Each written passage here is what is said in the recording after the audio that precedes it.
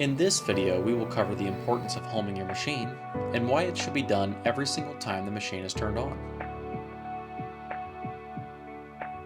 After the home screen loads on the controller, you'll be confronted with a warning. Simply press OK, and now we can press the home button.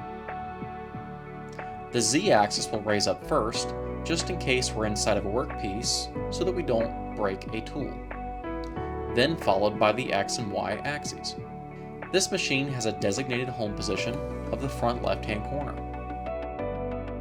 The machine uses magnetic proximity switches and tabs to calibrate. These can be found on all three of the axes. Now that the home procedure has been completed, you can safely jog any one of the three axes. It is important to note that if a slip or a stall should occur, you should always rehome the machine. Thank you so much for watching that video. If you enjoyed this content, feel free to check out some of the other videos on our YouTube channel, or visit us online at lagunatools.com. And thank you for choosing Laguna Tools.